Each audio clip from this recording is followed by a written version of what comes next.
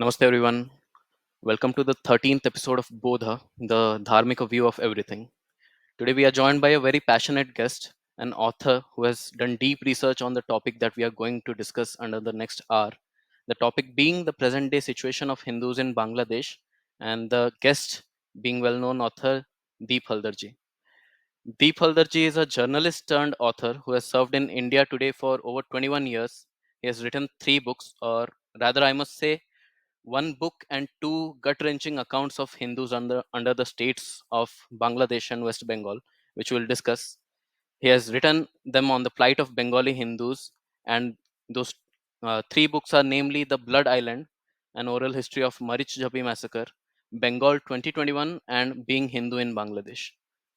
We are glad that he could make time for this conversation on the current plight of Hindus today, and we hope that this will be a great, engaging conversation from which the learners can glean a lot. Namaste, Deepji. Welcome. Thank you for making time for this. Ji, it's a pleasure. So, to begin with, we'll have to set the stage with the genesis of the persecution that we see today unfolding in Bangladesh. So, Deepji, if you could give a brief account of the persecution history starting right from 1947 when India was partitioned into two lands. Basically, it was partitioned into Pakistan, but that was West Pakistan and East Pakistan, which was then further partitioned in 1971 into Bangladesh. And we saw it has since then been a very disastrous uh, condition for Hindus who have been made refugees in their own land. One instance of that is when Bangladeshi Hindus sought refuge in India in the state of West Bengal in 1979 around in the island of Marich Jhapi, on which Deepji has written the book The Blood Island. So Deepji, if you can just trace the history of that persecution, the cause, and the your feelings while writing that book, and what you discovered along the way of writing that book.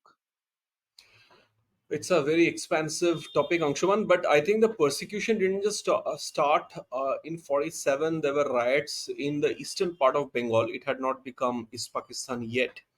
It was the eastern part of Bengal. There were riots there, in horrific riots in October 1946 in a place called Noakhali, which is today in Bangladesh. And even before that, there have been communal tension in Bengal from time to time, uh, over the years. So it won't be right to say that suddenly during partition communal tension took place. But yes, partition was a flashpoint when a lot of communal tension took place. Now, why it took place uh, if you really want to dig deep into it, then there are several theories that come up. One of the theories is the issue of caste, okay, which my co-author Dr. Abhishek Bishwas, who researches caste, says that lot of a fair chunk of Muslim population in Bangladesh was once lower caste Hindus. Okay, so it's a theory that has been put out that anger against the upper castes came out through communal violence during partition. Now, there has been to and fro arguments, both for and against this theory. But yes, there were a lot of Hindu-Muslim tension through all through 1946, 47, and there were a lot of massacres. I just spoke to you about Noakhali, which is today in Bangladesh, where the Hindus, there were targeted attacks by Muslims on Hindus. Right now, 47, that India was partitioned and Pakistan was born. Now, Pakistan, there was a western part of Pakistan and there was an eastern part of Pakistan, which is we know as Bangladesh today. So, the eastern part of Pakistan, so in the western part of Pakistan, there was it was like done almost in a single fell sweep. Like whatever the violence, it happened once. Okay, through 47. But the eastern part, the which is less talked about for some reason, the partition never stopped because anti-Hindu violence took place even after East Pakistan, even after Pakistan was born. So anti-Hindu violence was continued in East Pakistan. and hordes of refugees, Bengali Hindu refugees, kept coming through the years, through several decades, to West Bengal. Okay, mostly in West Bengal. Sometimes they came to West Bengal and they were shifted to other places, or they went to other places.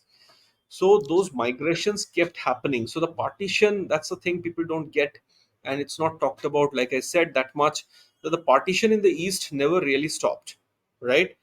Now, again, there was in the intervening years between, say, 1947 and 1971, when Bangladesh was born, when East Pakistan declared independence from West Pakistan and became this independent country, Bangladesh, okay, it's still Bangladesh. Then again, there was targeted attack on Hindus, okay, but it's not just 46, 47, and 71. In between, also there were targeted violence on Hindus, and there were years where the violence was so much that a huge population of Hindus shifted from that side to this side, okay.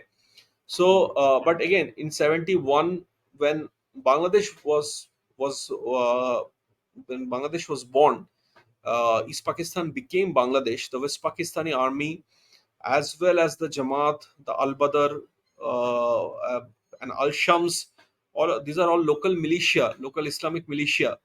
Their targeted attacks were on Hindus in Bangladesh. Okay, now, and you can see, like, if you have to draw the line to 2024, you see the condition of Hindus in Bangladesh today, since Sheikh Hasina fled her country after that students movement that led to the demand for her resignation. And then once she left, the targeted attacks on Hindus, which has now made global headlines. New York Times wrote about it, others have also written about it. Probably for the first time. Probably for the first time. Yes. Yes, yes, probably for the first time. Such is the extent of the violence. Now, there's an attempt, understandably, in within Bangladesh to say that these reports are exaggerated. I would have to concede that some of the pictures that were shown on Indian Twitter, X, some of those pictures were not from the 2024, attacks right? on Hindus. Okay, they were from a Okay. slightly earlier period. They were the violence that happened when the students' movement was squashed by the violence of military and paramilitary and police, and the retaliatory violence. So some of the pictures that you could see on Twitter, especially Indian Twitter, were not violence against Hindus. But that does not mean, so I'd like to believe it's an honest mistake, because people didn't know, because there was also, the Hasina administration had also shut internet, so people took Hmm. pictures, but those pictures could not be circulated, pictures and videos. Now, when Hasina left, some of those old pictures came up, and they got circulated in India as attacks on Hindus, which were not. Which is Hmm. not to say that there were not attacks on Hindus. There were many instances of attacks on Hindus. Much of it has not been reported. But the disservice that inadvertently took place by those who shared those pictures is, it then became very easy to say that the reports of attacks on Hindus are exaggerated, or it's fake news, because those particular pictures, like I said, were not attacks on pictures of attacks on Hindus, right?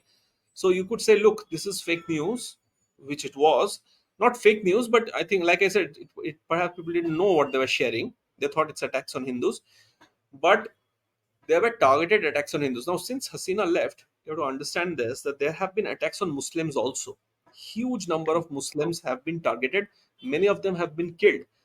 Most of them are leaders, local leaders, district level leaders, supporters of Army League.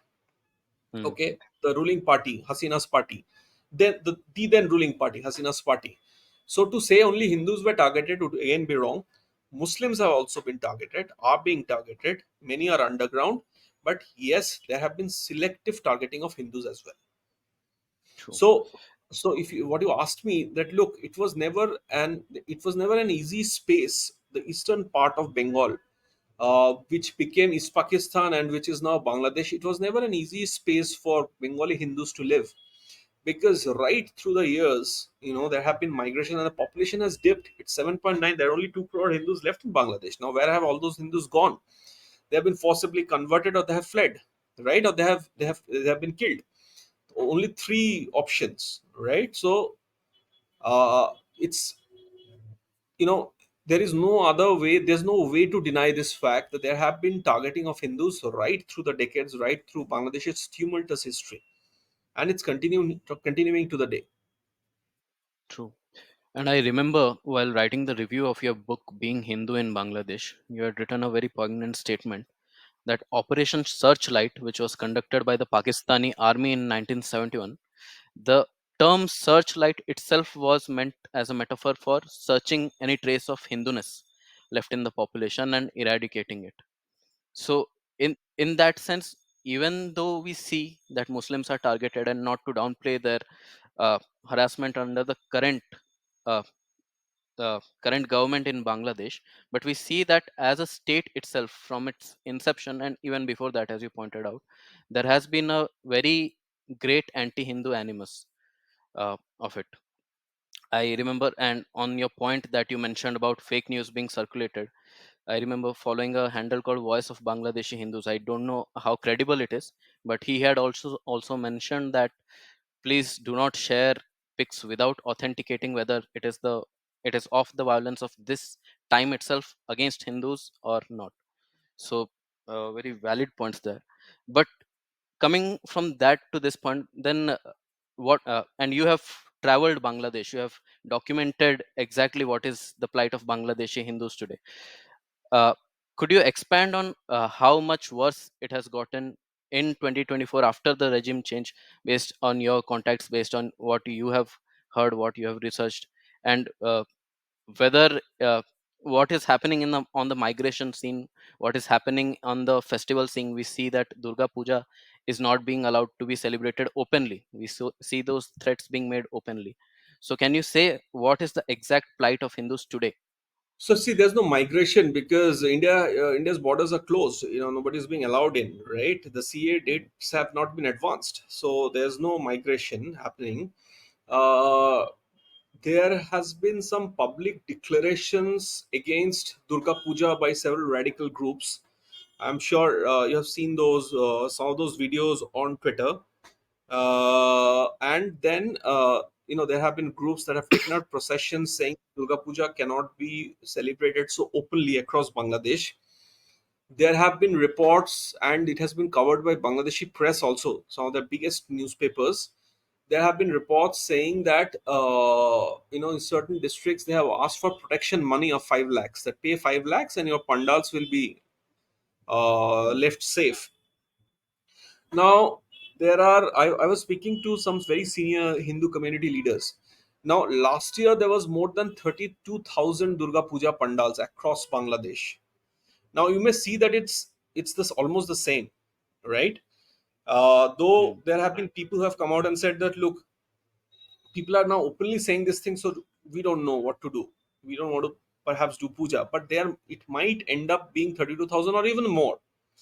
But the fact that you can now openly take processions on the streets saying that there will be no Durga Puja, or you have to do Durga Puja under certain terms and conditions, like there are conditions set that you can't have uh, any mantra on loudspeaker during Durga Puja when there is also azan, okay, playing.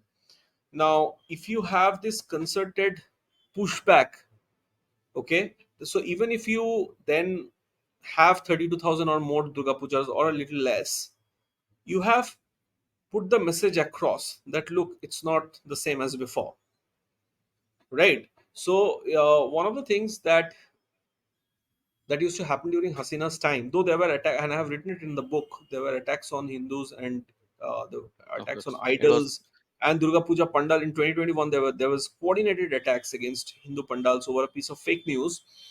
abs- But at least on the face of it, the Army League, government, and Sheikh Hasina would say things like festival is for religion, might be an individual thing, but festivals are for everybody.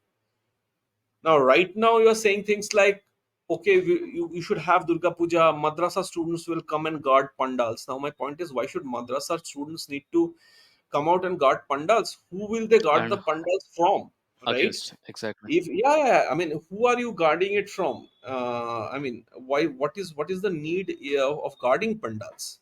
Matlab, there is something that has gone horribly wrong. That's why somebody from the madrasas need to come and guard pandals. Why do you not Hmm. say things like The police will guard pandals. If there is a, even if there is a Exactly. threat, police should guard pandals. There are other paramilitary forces in the country that should guard pandals. And those headlines sometimes become global headlines. But the simple thing is, why should madrasa students come? They have no business guarding pandals, right? The police should be guarding pandas, if at all. There should be no need to guard pandals. So what I'm saying is that, look, the puja may happen, puja may well happen, because now the world attention, thankfully, is on Hindus in Bangladesh, because some of us have been writing relentlessly on X on what's happening, sharing links. Like I'm very personally very cautious when I share links. I get a Mm. lot of information, but I those information I are also, I know them to be true, but I don't share them because they are not verified. I can't say which source I got it from, because it would endanger the life of the person who's sending it to me, right? So I Absolutely. wait for links of Bangladeshi news portals on newspapers. So when Bangladeshi newspapers carry that news, I try and share it. Okay, so that there was something that happened which was very interesting. There's this gentleman, little boy, in fact, called Mandal, who Ah. was attacked. Okay, and he was beaten up and left for dead in front of army officers inside a police station. Now, a Bangladeshi newspaper said that he's no more. Now, I shared the link. The moment it went viral, people started telling me that, look, this link is not working anymore.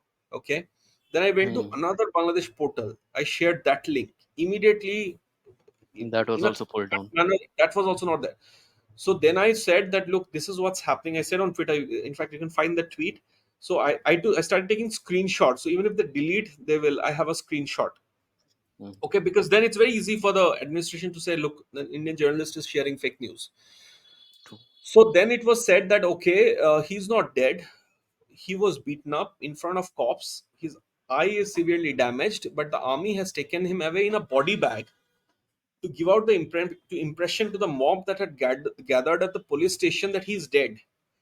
Now imagine if army has to take away a boy's body. He's what, 14, 15? He's, I think he was less than 18 years old. Boy's body in a body bag, an injured boy in a body bag, just to tell people he's dead, so you don't need to pounce on him anymore. How bad the situation is. It's the army. It's army standing there and watching this, right? And then he was apparently taken to a secure facility, and he was sort of being treated, and his one eye was severely damaged. I hope he's okay. But then so this is the condition, right? So uh when there is a, what I was telling you, the previous point, even if there are pujas, if there is this pushback, constant pushback, if there are processions on the road saying, you should not be doing Durga Puja, you should not at least be doing Durga Puja in such a huge way. Then there are reports saying that, not reports, and this I think almost most newspapers and news portals in Bangladesh has carried.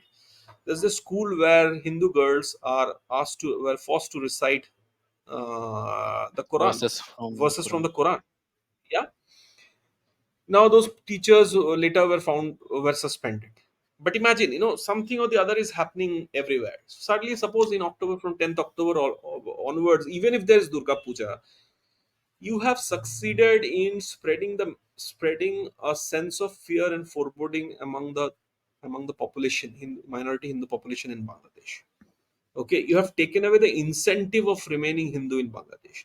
So eventually, you will want to flee, or you will convert. If you are less lucky, Mm. you'll convert.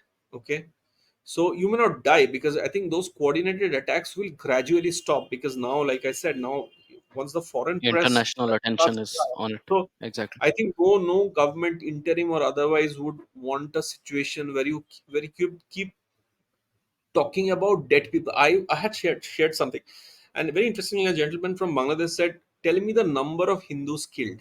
Okay, so exact number of Hindus who were killed. So you would not immediately want those kind of headlines coming out, that Hindus have been killed. But if you take away the incentive of remaining Hindu, this is a very important point, then gradually the population comes under so much pressure to either flee the country or convert, that you would have done your job. Okay, so True. It that's is. what's happening. Yeah. It is conversion, but not explicit. It is implicit in its nature. See, all this makes for very bad headlines. If you Hmm. are if you set houses on fire, if you ransack temples, if you kill people, if you lynch people, so today's day and age is anywhere in the world, it's very difficult to hide news. News has a way of coming out. Okay, Hmm. there used to be just the mainstream media. Now there's all kinds of media. It's all it takes is a phone with internet, and the news will come out right today or tomorrow. So it's very difficult to hide those things. So if you have pictures coming out of huts being set on fire, like the Chakmas in the Chittagong Hill Tract, they were attacked a couple of days ago. Ah. Their huts were set on fire, and there was a problem there. Now it immediately grabbed global attention because in a tribal population, right? It's not Hindus, so you would not want that to happen. No government would want that to happen. You also have to do business with India, with other countries. But if you maintain a constant pushback, okay, then over a period of time you would have achieved much more than killing or raping Hindus. You would have taken away incentive of a part of your population to remain Hindu. And that is very visible in the population graph that we see of Bangladesh. That's very From visible in the population, obviously, because I tell you, because there's this question comes up very often. There is the problem with journalism sometimes is that we base it on anecdotes. So you give an anecdote, somebody else will say, look, this happened in India. Hmm. So then it becomes a battle of narratives, and there's no respite from that. They say no, Muslims are being ill-treated in India, and they'll give instances, and rightfully so. There have been Hmm. instances where Muslims have been lynched or whatever. So I think so. Then what do you say? So one thing you can say is that look at the empirical data. You look at the population decline of Hindus in Bangladesh, whichever year you start from, whether it's 47 when the partition of India happened, or 71 when East Pakistan became Bangladesh, whichever year you draw your data from, start your begin your data calculation from, there you'll see a steep drop in the population of Hindus in Bangladesh. Where did these Hindus go? They fled, they got converted, or they got killed. Okay, so that's the answer. So I think that is something people don't do. They don't quote the data. You should quote the data. Exactly. And this we have seen perhaps a good example of uh, not say toting, but displaying that data everywhere is the Jewish community, which has never forgotten or allowed to forget anyone the history of Holocaust or the quantum of people that were killed. But that brings me to another question, Deepji, and this is a personal quibble of mine, and I refer to it the Jogendranath Mandal syndrome. Uh, huh. Because you had written in your book when you visited the village of Sri Jogendranath Mandal, the people there in Bangladesh still revere him and still consider him as a kind of hero who stayed back and who fought for the rights of people there. But we see what actually transpired. He stayed back in Bangladesh, but when the reality hit him, he migrated back to India. But his followers, who had put faith in him and had stayed back, had nowhere to go.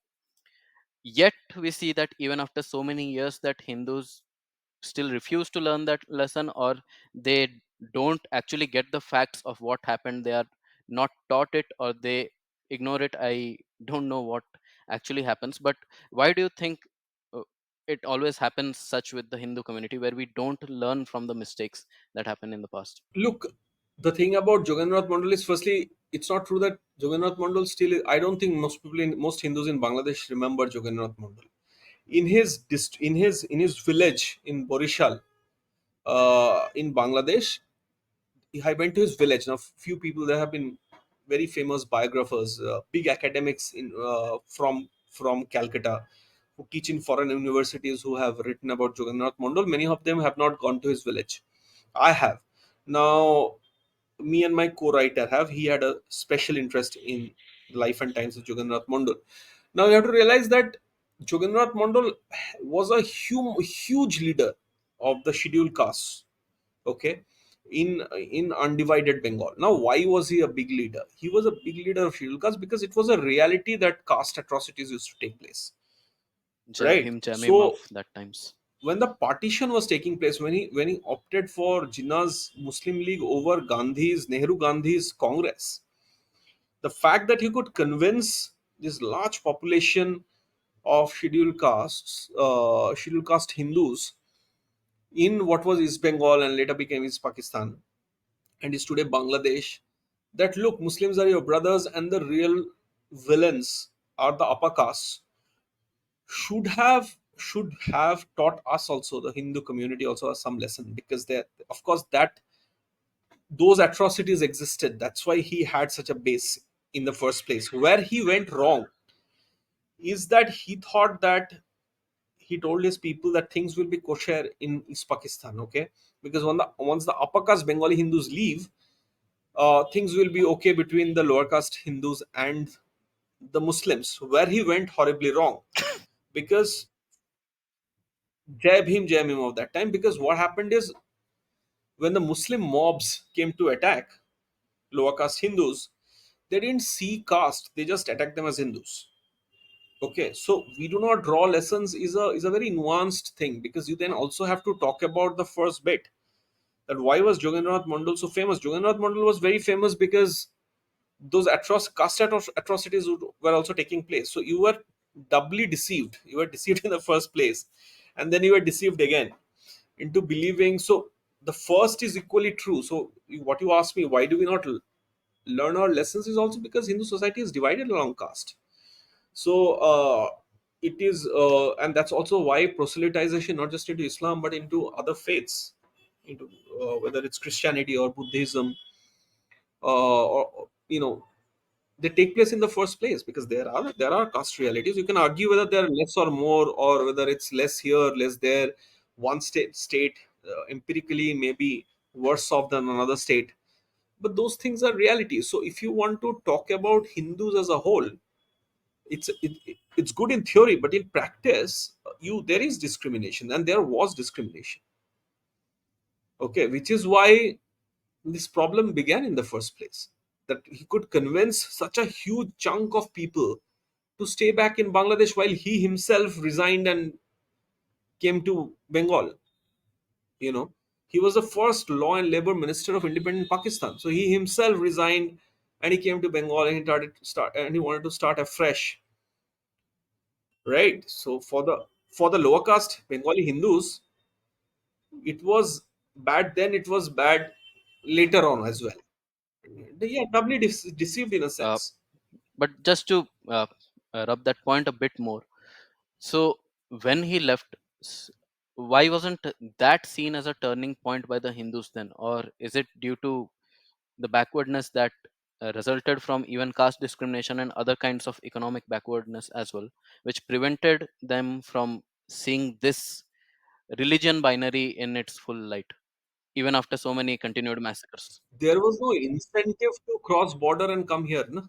There was no incentive.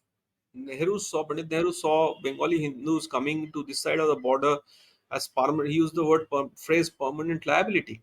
And there was no incentive. They were sent people who came in, which is the subject of my first book. There was no space for them. Huge number of people over decades they started coming in, and they were all packed off to what was known as Dandakaran. Parts of Chhattisgarh, Madhya Hmm. Pradesh, and it was arid, and they were asked to do they were made to do road construction work. They were fishermen, and they were agriculturalists. Okay, they were sent to dry land, and they were asked to do. And when they stayed there, and it was a language they did not understand. There was a huge tribal population and there still is. So it was a foreign land. It was a weather that they were not accustomed to.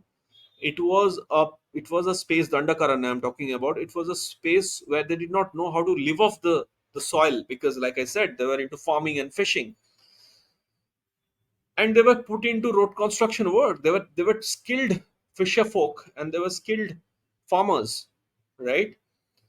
So, and when they finally came to West Bengal, few of them in 1978, 79, and set up a little homeland of sorts in this island called Morijhapi in West Bengal, Hmm. Sundarbans area.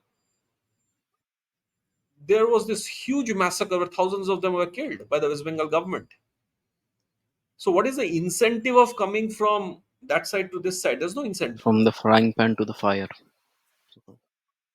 From the frying pan to the fire, because Blood Island happened, and that's the name of my book. But the Marrichapi massacre happened.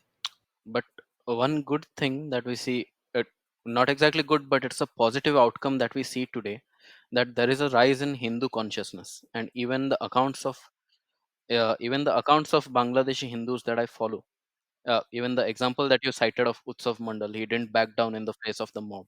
Yes, yes. And if you see that even 2021, when the anti-Hindu riots took place, you did not see that many individual ex-users put out what's happening. It was more agency news that True. came. There were of course some people who wrote about riots, but now something happened. There are a lot of people who come out and write, and the administration has problems saying that all these, trying to convince the world that these accounts are exaggerated. Some of the accounts may well be, but like I said, that they are now, you can't now it's not just on X. You must have seen on Dhaka streets and on Chittagong, Mm. specifically two areas. There have been huge procession of Hindus that came out and demanded their rights in independent Bangladesh, which is the Hindu consciousness you are talking about. It's fight for their rights to retain their religion, to remain respectable citizens in their own country. So which is a change. Is there any way? Is there any way in which we or the Indian state or any other state can actually reinforce this feeling? Or what is your thoughts on this? Is it sustainable, and is it uh, can it last in the long run? Look, Prime Minister, I can't talk on behalf of the state, but I think Prime Minister Modi has from Red Fort spoken about this. So I think he has, in a way, he has also talked to President Biden about this. So in a way, I mean, it's really sort of putting the issue on international discourse, right, from his side. And I think what we can do as podcasters, journalists, writers is, now those of us who are interested in the plight of Hindus in Bangladesh, for us to constant not take our eyes off the ball and to constantly write about issues. Also find out, fact check ourselves. Also find out what we are writing, not just share something blindly, but over a period of time, try to figure out that okay, which are ex users which are Mm, credible. Okay, sometimes even credible accounts true. can share something which is not quite true. That happens, honest mistakes. But still, sort of not to blindly retweet or forward something on WhatsApp which is without some degree of fact checking. But to, more importantly, not take our eyes off the ball and to constantly look at this issue. Because look, what mainstream media couldn't do, social media today can. You put out something, it gets into millions of tweets, it catches the world's attention. I mean, why did, it's a huge thing, why did New York Times start writing about it in the first place? Because there was so much noise on Twitter, of course, from Hindus in Bangladesh, but also from some of us in India, right, who retweeted and who continue to write about it. So I think it should not be seen as a small thing. I think it's a big thing. If you actually catch the world's attention, today you can be someone somewhere. If you have a story to tell and it's a compelling story, and if you put it out, in no time it will reach millions of people. So I think what we are doing is a good thing.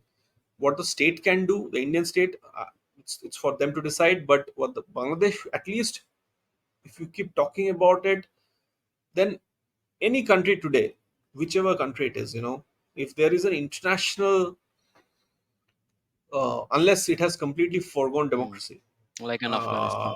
uh, if there is an international, yeah, if there's international pressure, then at least they are forced to take notice and try to manage the situation in whichever way they can. So I think that's a good True. thing. On this aspect, actually, we had a previous guest on this show, Bodha itself, Dr. Kundan Singh ji. I'm just raising it on this point of Hindus voicing their opinions on the current atrocities in Bangladesh. So he had laid out how the colonial discourse, starting from James Mill, who is the author of History of British India, in the 1800s, he wrote this. So he has elucidated how this there is an implicit Hindu phobia in this narrative around Hindus.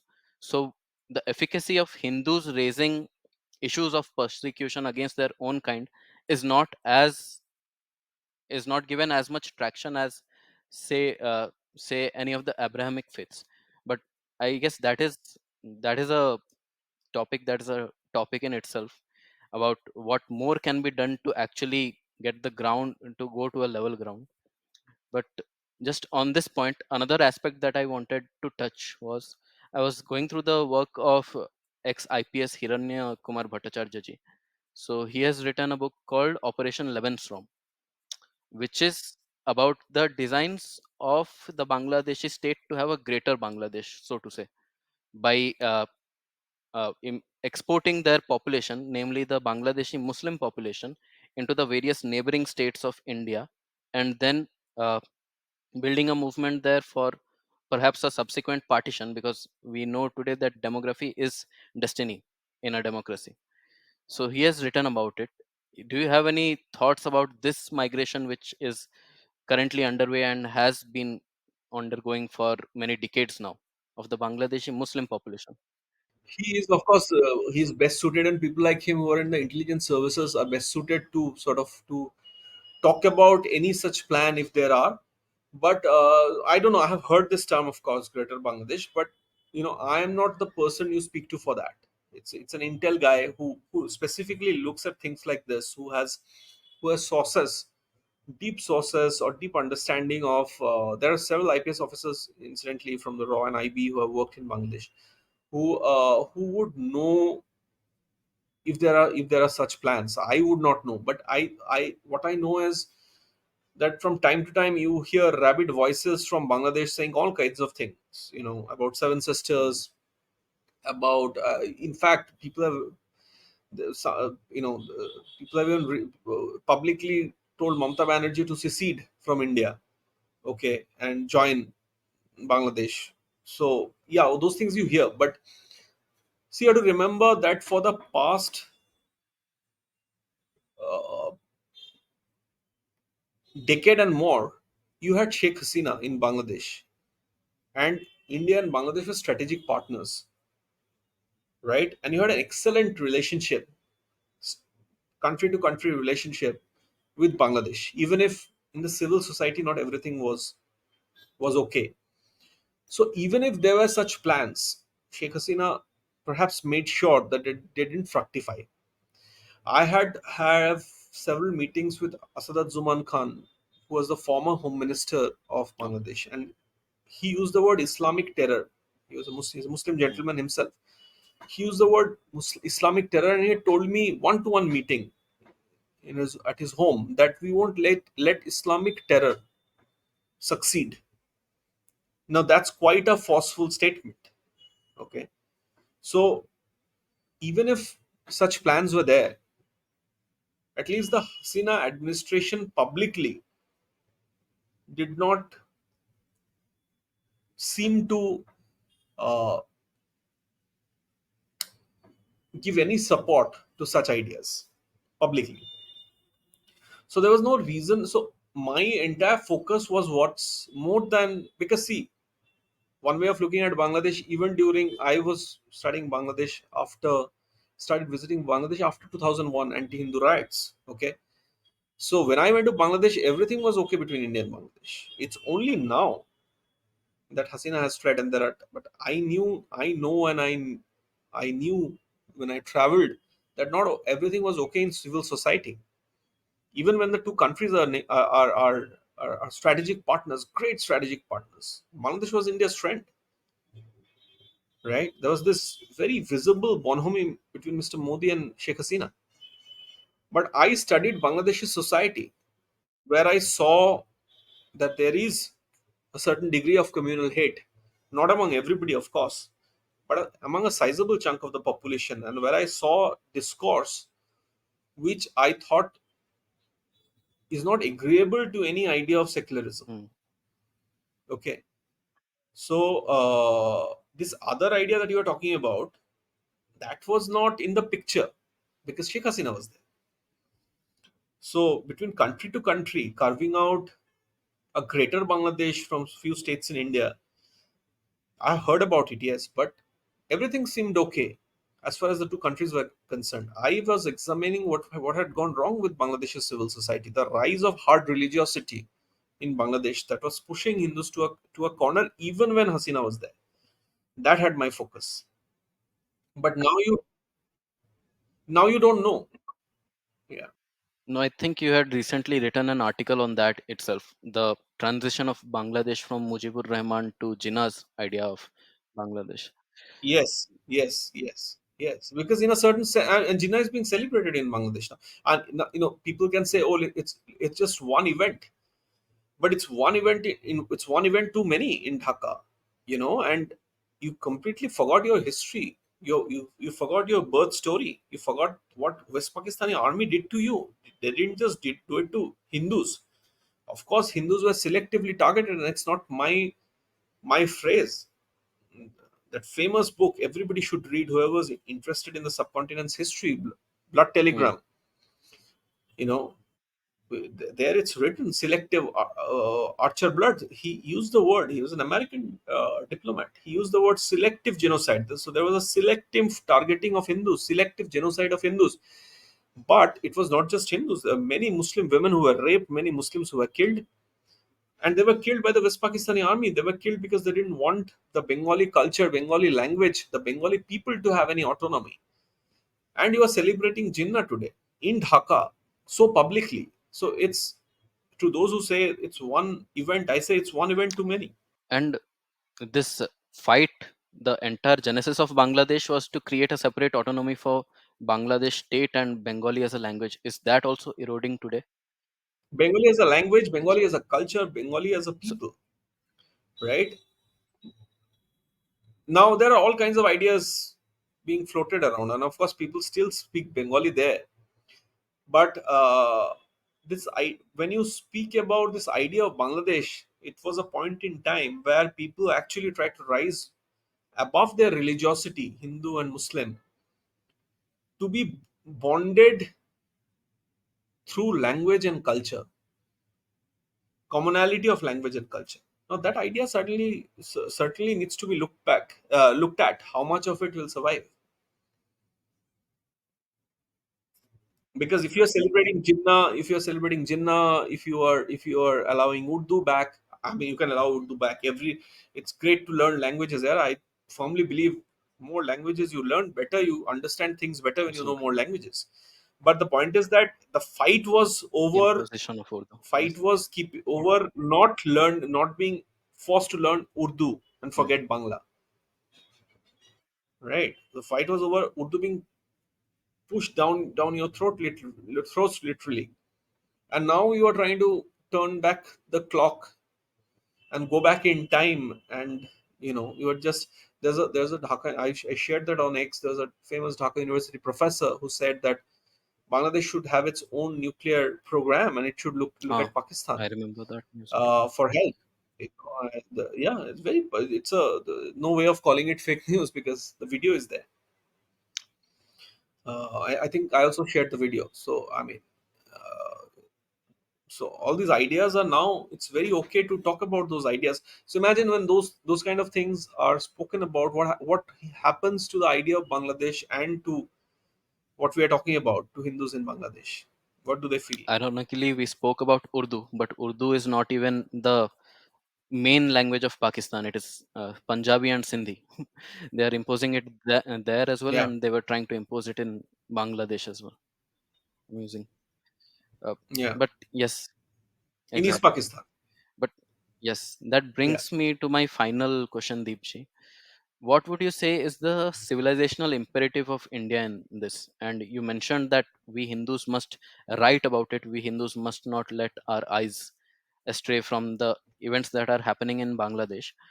But apart from that, should there be any positive thrust?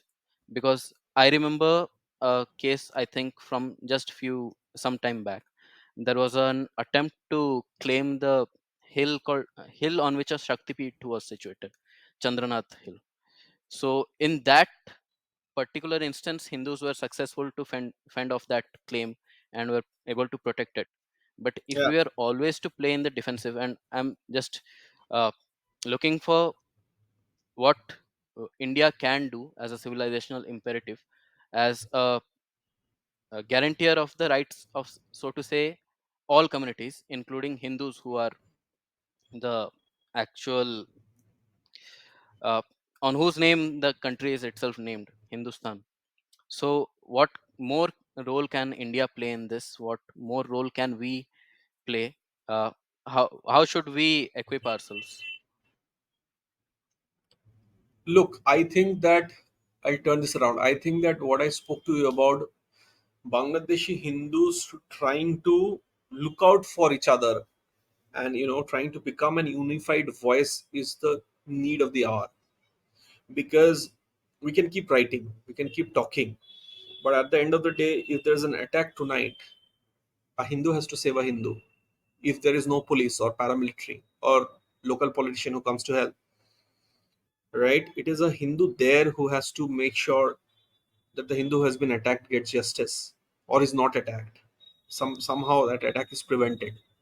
So Hindus are organizing themselves socially, politically, electorally is the first need of the hour for Bangladeshi Hindus. And the rise in Hindu consciousness, I think, as far as India is concerned, has happened, is Hmm, happening. I think we need to document what's happening to Hindus outside India, also what's happening to Hindus elsewhere in India. Okay. So we need to, like I told you the story of hmm, Murid Chapi. Now, when I wrote this book, thankfully I was a Delhi journalist, and it was brought out by HarperCollins. So they couldn't, they wanted to, but they couldn't attack the book because it was based on interviews of actual survivors. I put their pictures also. We need to we need to carefully document, and that's happening. It should happen in more numbers. We should document our story, okay, and we should document our story with utmost caution, so that we are not accused of spreading fake news, we are not accused of spreading inaccuracies or falsehood. We should equip ourselves to tell our own stories with utmost caution, okay, and accuracy, but definitely keep recording our story. You know, the the organization you are a part of, it is taking forward the civilizational discourse. So everybody should do their bit, writers, journalists, thinkers, public speakers, to make sure that we tell our own stories, because nobody else is going to say it. We only have to say it. And I think, since I told you about the caste hmm. issue in Bangladesh, I think we should try to be a little more unified. We fight too much among ourselves, which doesn't help True. anybody. And that fault line has been exploited by many of our invaders, so to say. Thank you, Deepji. It was a great conversation with you. And we look forward to having more conversations on Bangladesh. We look forward to having you again on this podcast. And I hope the learners will take the lesson forward that rigorous research, rigorous documentation, and intellectual clarity on is the need of the hour for Hindus today. So thank you again, Deepji. It was great talking to you.